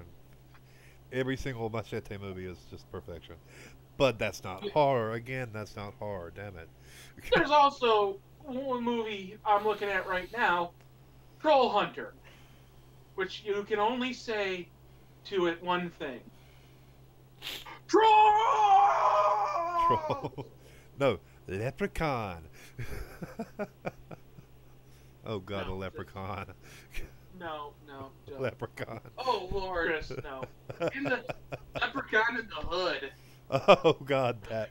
Best A comedy. friend with weed is a friend indeed. Oh god. Where it literally just becomes a stoner comedy. Oh man, that. But let's face it, it was a comedy with the third one. They stopped. They stopped giving a shit at the third one. Ooh, The Void. Oh, That was another good one.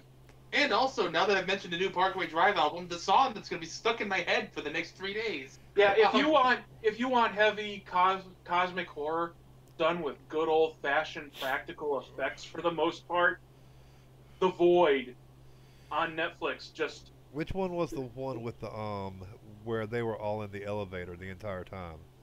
Devil. Yeah, that was. I actually loved that movie, but just because it was how simplistic it was. Basically, Oh. it was one of these people is literally the devil. Oh, but That's it. with The Void, the way I described it succinctly was it's the best John Carpenter movie he never got around to making.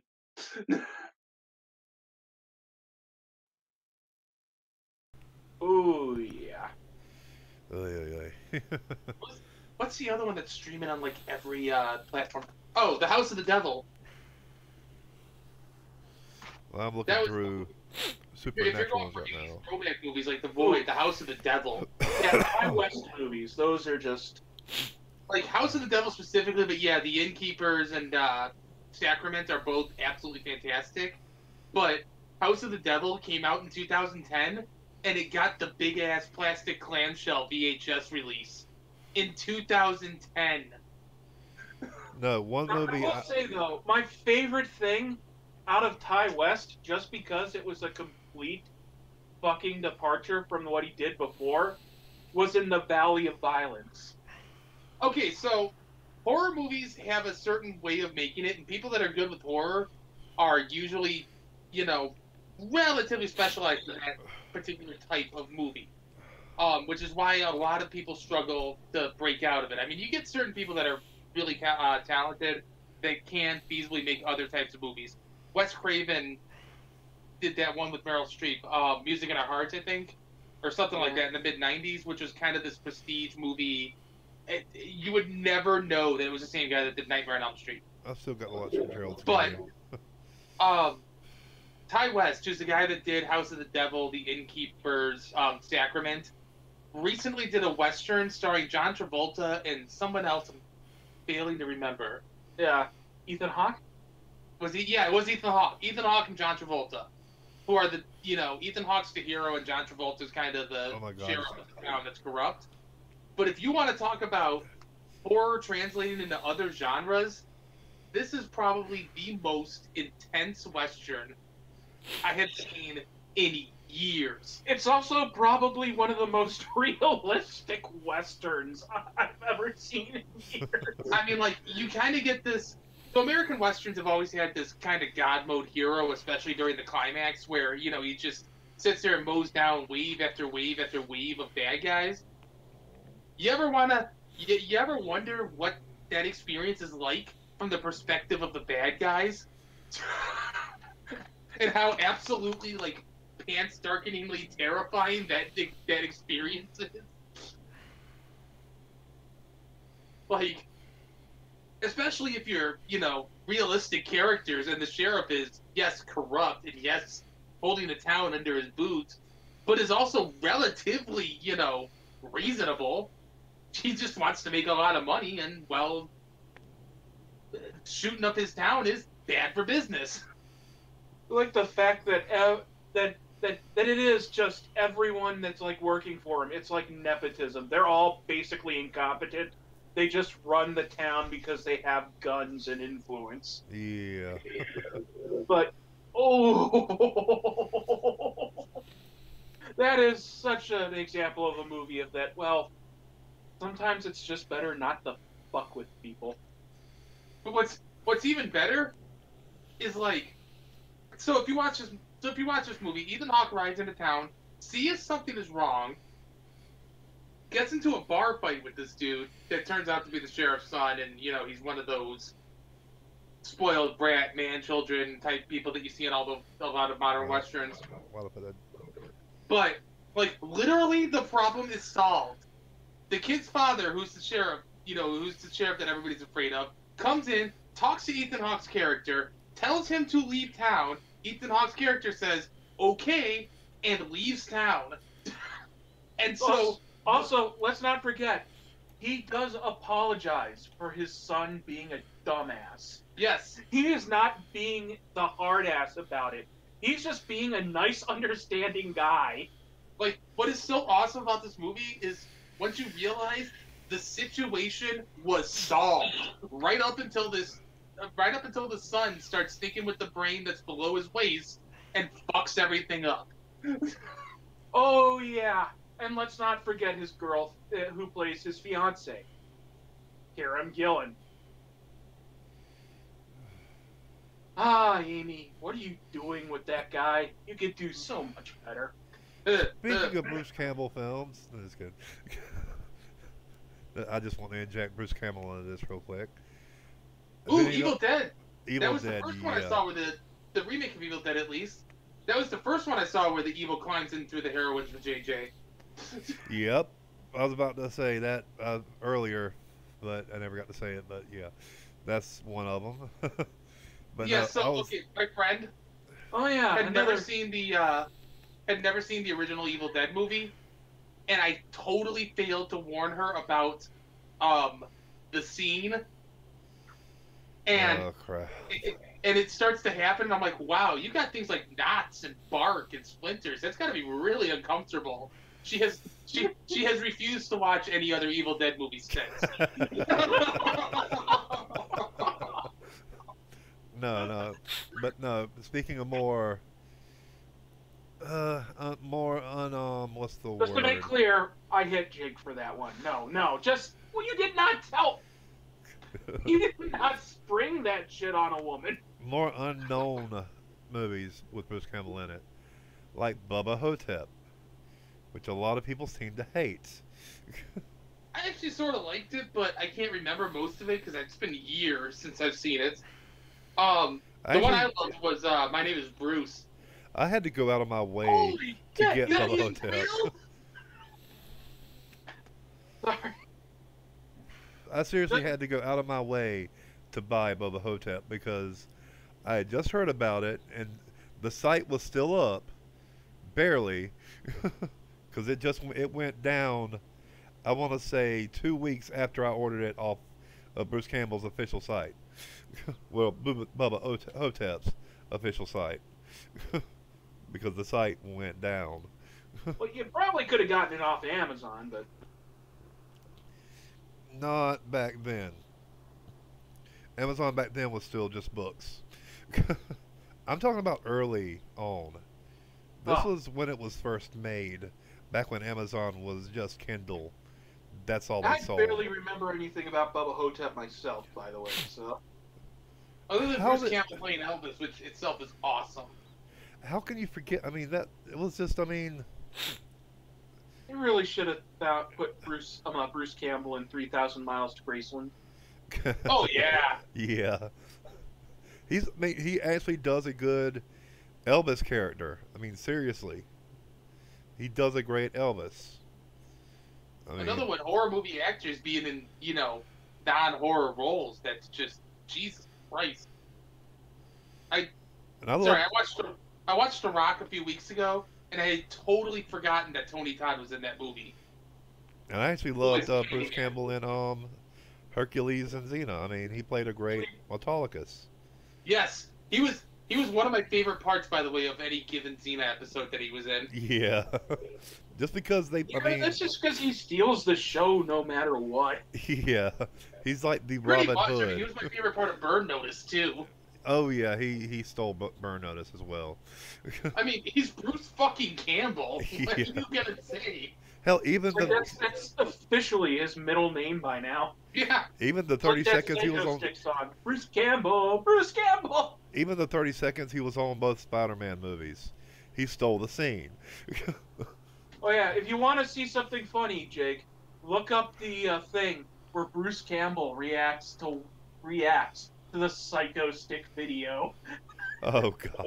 Because it's like he apparently met them, and he's like suddenly rethinking his knowing them. Like, oh my god, what the fuck?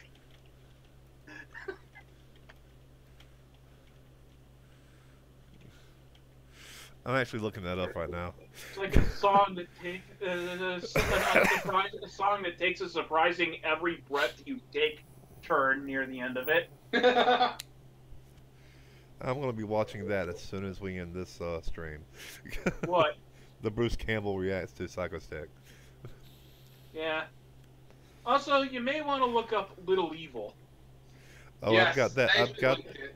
I've got that on my screen right now actually. What, That's Little weird. Evil? Yeah, Little Evil. And I don't know if it's still on Netflix or Because not. it's by the same writers and director behind Tucker and Dale. Okay. Okay, I've I got- like that one, by the way. I've got it. I Stoner mean, Asylum.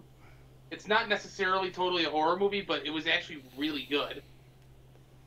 because It's I was got when I Ben saw Kingsley in it, when I so- saw the title Little Evil, my thoughts immediately went to Orphan for some reason. Well, it takes a more how do I put this? It takes a more Terry Pratchett, Neil Gaiman approach to the Antichrist. Well, I, If you've ever read Good Omens. I know what you're talking about, but I don't.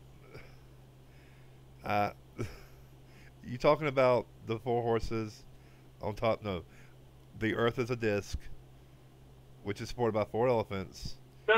Riding no. riding on top of giant turtles. Just the more the Antichrist doesn't necessarily have to be evil. Oh, Yeah, and okay. no. This is not part of Terry Pratchett's Discworld, Okay, it's not part of except this for world. Death. Death is the same character in this as he is in Discworld. Death is awesome in this world, by the way. Death is the No, I just love it because apparently the four horsemen misplaced the Antichrist. oh Or no, not the four horsemen. The demons misplaced the Antichrist in the Good Omens. But no, because the only three characters I can remember now from Terry Pratchett series is Vetinari, Rincewind, of course, and Death. but yeah, the whole point of Little Evil is the guy who has to be the stepdad to the Antichrist. Uh, And I don't know if it's still streaming on Netflix in particular, but the Taking of Deborah Logan, or Possession of Deborah Logan, basically Night of the Please. Living Deb. Night of the Living Deb. What the fuck? Wait, you mean the non-Christian possession movie? Yeah, the one with the old lady. Yeah, the one that where it was like non-Christian, where it was everyone thought it was Alzheimer's. Yeah, one of the more cool scenes that I've seen in a horror movie in recent years is just this old lady sitting staring at the wall behind her kitchen counter, and then it's all of a sudden up on the counter. Not like she jumps, and not like, the film cuts out for like 30 seconds. Like literally from one frame to the next frame of film, she's standing on the floor and then standing on the counter. The completely seamless jump cut to just doing that, and it fucks with your eyes when you see it a bit. Yeah, it's like, I was like, what the fuck? it's like you almost don't notice it because it is so like blatant, but It's it like- is awesome. It is also such a simple fucking effect. But it's really effective the way they do it. And that's not the only time it happens, but And We're yeah, gonna- we're gonna sorry, have We're gonna have to make a whole stream where we talk about nothing but Bruce Campbell one day. Podcast. Because he's But, worth an entire stream. I think we should do an entire stream where we talk about nothing but Megas XLR at one point.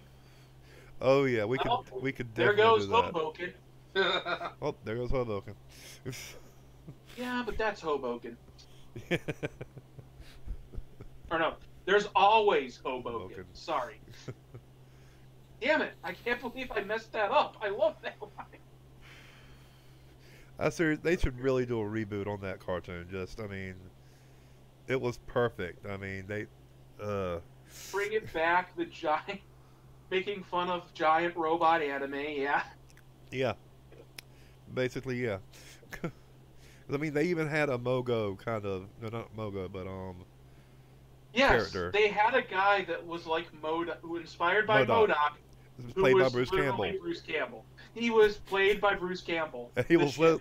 the face was Bruce Campbell. The Chin. That's his name. But it was basically MODOK. But played by Bruce Campbell. Yeah, but played by Bruce Campbell. Just so, I was like, what the? Okay, yeah, I can buy that character. That was my entire thought process. I was like, what the fuck? Okay, I buy it. It makes sense in the universe. Because Bruce Campbell does kind of have that ego about him. Well, his characters do. So here's the question: what are the upcoming ones that you are excited for, or ones that are already out that you haven't seen yet? I don't have any upcoming ones I'm willing to watch. Look up the trailer for something called The Quiet Place. I will whenever we get And off stream. by the way, ignore the In Flames song. Well, don't ignore the In Flames song 'cause it's an awesome song, but you're looking for the trailer for the movie. I Like love Quiet horror movies Place. and everything, but I really, I haven't been watching. I haven't watched a horror movie in forever, to be honest with you. Last one was Veronica, which was about 3 or 4 weeks, three weeks to a month ago. Deep Blue Sea is on Netflix. How long has it been since I watched a horror movie? What time is it? I was about to say, what time is it? Like 9:45. About 13, 14 hours. By the way, this morning after work, I watched this movie called After Dead. I think it's streaming on Hulu or Amazon. Well, It's see- awesome. See, also, there's another thing about me. Or it wasn't awesome, but it was all right. Up until I was about 20, I avoided horror movies because as a kid, You were a kind of a pussy? no, I was subjected to horror movies way too early. And I'm talking about the really fucking gory ones way too early as a kid. Okay, so my nephew, who I've lived with, since he was born, at That one now point, my suffered- ex and I were actually in my room watching one of the Hellraiser 3. And he walks in when Pinhead's giving one of his long speeches from those movies, sits down, and, was watching it with us for maybe 30 seconds, maybe a minute, while Pinhead's giving the speech, that's all supposed to be all atmospheric and foreboding. And then he gets up, looks at us, and he's like, "The monster's boring," and just walks out of the room. And But He no, was like the 3 thing, at the time. the You thing have with me was re-educated him about that, right? the I thing don't think with he's watched Hellraiser recently, but yeah. the He thing seems with to like horror.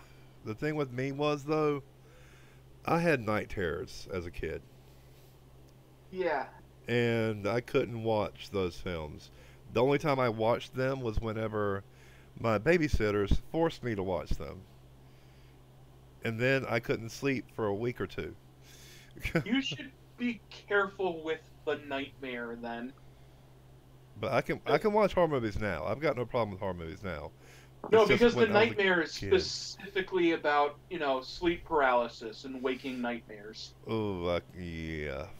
Oh, yeah. I probably couldn't watch it then. I won't. I can't watch it then. There are some films I can't watch to this day, like The Reanimator. I can't watch it. What, you don't like like seeing a severed head eat a woman out? Uh, that movie was Oh, one of that's the to the ones. Vajayjay again. That was one of the ones that gave me night terrors as a kid. Speaking of, And I remember can't. From Beyond. Oh, Just like the first Nightmare on Elm Street, I can watch now. It took a while for me to get into watch it, but I can watch it now, and I'm like, why was I scared of this as a kid? dude, that movie, the original Nightmare on Elm Street, like the first one, that movie's fucking scary. Yeah, it is. Actually, if you want to see one that like shit gets real, actually real, is New Nightmare. Well, where I've seen shit the New gets, Nightmare. like Yeah. really real, like it's not it's a It's supposed to It's take the same- place in yeah, the it's the real same world. actress that played the heroine in the first one, only she's playing herself. Like Oh, damn. literally herself, the actress that played the woman or the teenage girl that went up against Freddy Krueger, who is Oh. now being haunted by Freddy Krueger, as in the real Freddy Krueger. Oh, okay. As But no, Wes what- Craven as also- himself explaining how he came up with the idea. And apparently Wes Craven trapped the entity that has taken the guise of Freddy Krueger by writing A Nightmare on Elm Street. And somehow, I forgot what it was, I think it was like the ubiquity within popular culture has now made it so that prison is no longer holding it. It's because it Oh. fed off of notoriety. But no, one And- movie that still to this day, it makes me so I can't sleep is 1408. That's the only movie that can keep me up at night. So it's not that the movie trapped Freddy, it's that the movie appeased Freddy. Ah, And then once they stopped being serious horror movies, they stopped sustaining him. so he got pissed off. Oh yeah. I'm trying to think what movies are like intense. Oh, and yeah, the Reanimator and From Beyond and a couple of other ones. Oh, Reanimator's really more Oh, of yeah, a black wasn't- horror comedy, but Wasn't the actor who played Freddy also in Buffy the Vampire Slayer? Robert Englund was never in Buffy the Vampire Slayer that I know of. I want to say he was. no, he may have had a guest appearance. I don't know. I don't know. think I so. think he was the I know he principal. Well, I know he was in an episode of Bones playing a creepy. He was the janitor. principal. That had nothing to do with anything. He was But the principal. No, that was Robert that was Englund. Quark That was Quark. from Deep Space Nine. Oh yeah, it was. Yeah, you're right. That was Quark. Yeah. yeah, that no, was- That trust is, me, Armin I do Shimmerman. not know how you. I don't What? know either. I don't know. I don't know Armin why. Shimmer- Armin Shimmerman looks nothing like Robert Englund. I know. I messed up there. Let me put it this way: if Robert Englund had appeared in an episode of Buffy the Vampire Slayer, as soon as we got onto Nightmare on Elm Street, that would have come up in the conversation from me somewhere. I can 100% guarantee you that. Well, he was on Hulk and the Agents of Smash. TV series. Wow. Pluto. Yeah, but he gets around. He played Pluto on the Tale of Hercules episode. He was on Teenage Mutant Ninja Turtles in 2014. He also Dread- played the Marquis de Sade in the remake Dire of Beaver and Carnival Dread of Beaver. Souls. I know they got what's his name? Famous Asian actor, really good. Played Poe's dad in Kung Fu Panda. I thought that was Dustin Hoffman. Oh, No, that was the. Never mind. That He was play- that was the red panda. Yeah, the no, I mask. know, I know. Robert Englund played the Riddler No, on the who Batman. played Lopan? They got the guy who played Lopan to reprise the role, so to speak, in a tribute episode of the Ninja Turtles of the 2012 Ninja Turtles cartoon, which I found just kind of weird. He played the Phantom in the Phantom of the Opera. Yes, and that was actually an okay movie. Not great, but okay. Remember that show I keep on telling you about, David? Legend? He was in Legend. That's Mordecai. Wow. He was And in I keep Babylon telling you, 5. I preferred Briscoe County Jr. Or Walker, Texas Ranger. Ugh. The eyes of a ranger. Sorry. So, I work for. Okay, he wasn't on Buffy there. store. We're not going to mention names, but was we on have we have a team that comes in from outside the store and resets a lot of our displays and stuff like that. And for the longest time, this team would come into our break room and turn on Walker, Texas Ranger Oh, after God. lunchtime. And it's like, finally, at certain points, we would set it to like the game show network, and then hide the remote control because there's only so much Walker, Texas Ranger one can watch. Yeah. Oh, I just thought Even of though really Bruce Campbell, was in it. good non-horror role that I Yeah. remember Tony Todd in. The Man from Earth. Yes. Yes. Oh my God, the Man from Earth. About the Like, man here- with two brains. No, have you ever seen the Man from Earth? I want All to say it- I have. I want to say I have, but I The, can't. the professor that comes out is immortal. Like I said, I want to say I have. I know the name of that movie, The but whole. This is a brilliantly simple movie. The whole movie basically takes place in one room, with a professor telling his colleagues on his last day at work before he moves a story about how he's immortal. okay. And as he goes into more and more detail, it becomes more and more seemingly evident that it's true. Huh. And it is really well done. Yeah, it's About- essentially a conversation between like 4 or 5 different people that takes an hour and a half or so, but Yeah. like the way they ramp it up and the way that it flows, it's just absolutely fantastic. Okay. And Tony Since Todd, who's like iconic as the Candyman, and he just plays this hippie ass professor. Yeah, a super liberal hippie professor.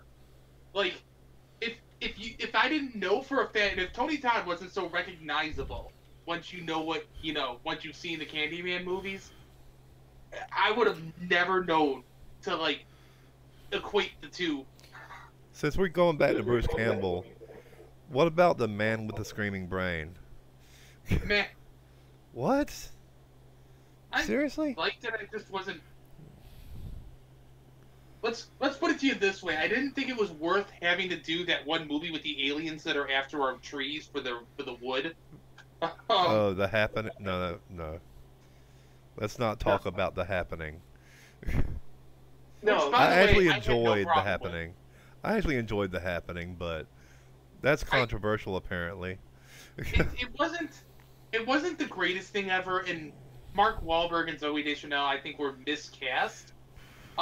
I think that they were the right characters for a Shyamalan movie, just not that Shyamalan movie. Just not that Oh. Shyamalama Ding Dong movie. I do Shamalama ding dong. I do Shamalama understand ding why dong. Mark Wahlberg took that part though, because it is very different from what he normally does. Well, it also has a very ecological message to it. I mean, But it's not very well handled.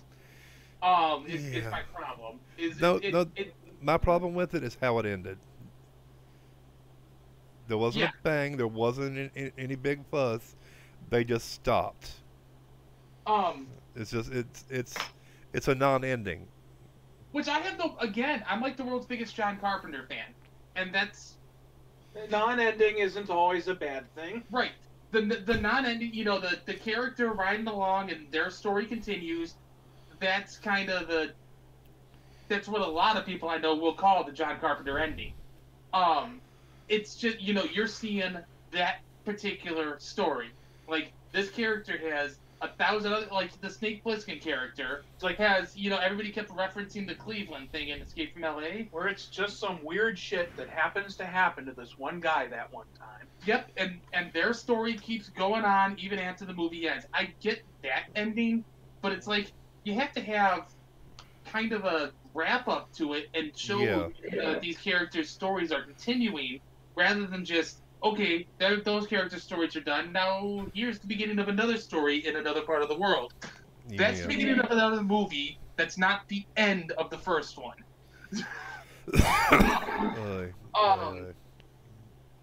That, by the way, being my problem with the movie version of The Mist, is that if it had ended with them driving off into this mist filled with monsters to a completely uncertain fate, I would have absolutely loved the movie. Because well, that's how the book ends. I realize that's how the book ends, and I realize Stephen King was never satisfied with it, but I think it's a much better... Because Stephen King wanted to make the hideously dark ending to break people's souls. And that's my problem, is that The Mist is such a bleak movie that having that unnecessarily cruel twist ending, while it does fit tonally with the movie, is something I think it's just too much. Like it's that straw that broke the camel's back as far as the movie goes. And that's why it pissed me off so much. It's also why it shocks him so much that I liked it, because I usually hate that kind of ending. I just hate it's not the non-ending, it's the anticlimactic ending, because it was completely anticlimactic how it ended. Well, and my problem is that The Mist earned its unnecessarily cruel twist ending. It is something I don't like it, but I understand how other people like it. Arguments to the people that do. Like, I get it. Really and honestly do. Okay. That earned it. No. My problem is happening. My problem is that with especially a lot of modern horror movies, especially a lot of modern independent horror movies, they have that same type of unnecessarily cruel twist ending that comes out of literally nowhere. He was talking about The Happening again. Oh, sorry. Yeah, also about The Happening, the anticlimactic ending it just stops. One of my pet peeves abruptly at this point, again because I mentioned The Mist, but one of my pet peeves with horror, modern horror, is that a lot of, and I can't remember the name of the movie, but it had a guest appearance by Jean-Claude Van Damme, who, by the way, reality ensued. It was awesome. JCVD? No. It was the Alien Invasion movie. Oh. But whatever. These characters, they go through it, their story's ending, and then all of a sudden the SWAT team that's controlled by the aliens breaks in and shoots all of them. Out of nowhere. Like, the movie had already ended, the story had wrapped up, everything would have been good if they had cut that last 10 seconds out of the movie. And I would have loved that movie.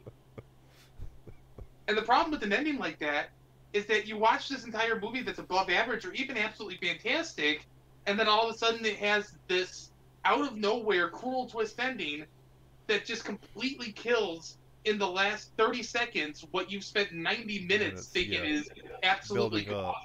Yeah, you have that whole movie building up. You fall in love with the characters, and all of a sudden, the last 30 seconds, they're dead. It's like eating a 7-course meal, and then they give you the check and the after-dinner mint, and the after-dinner mint tastes like Pine Sol. It's like that Pine mind's old taste is what you're being left with. It's what's gonna stick with you long after that meal is done.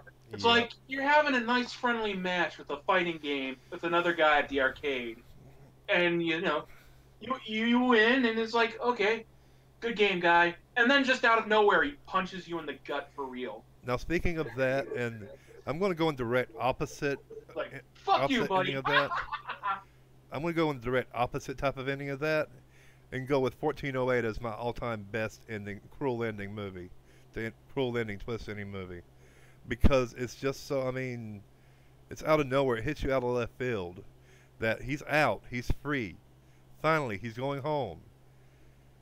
Then everything just snaps, falls back into place, and he's stuck back in the room again. And then, yeah, Well- I mean, that was the kicker for me. When he was out and free and everything was looking cheery, everything was looking good, but then he crashes back down to reality and the room sucks him back in.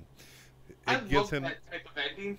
It's like, and it's abused in, especially in writing circles. Like if you read a lot of creepypastas, which I have because well they're usually short and kind of cool, but it's that type of thing that sucked me into something like the No End House, where you have that somewhat sort of kind of cruel twist that they may still be able to get out of it, but it's also they're still stuck in this horrible thing.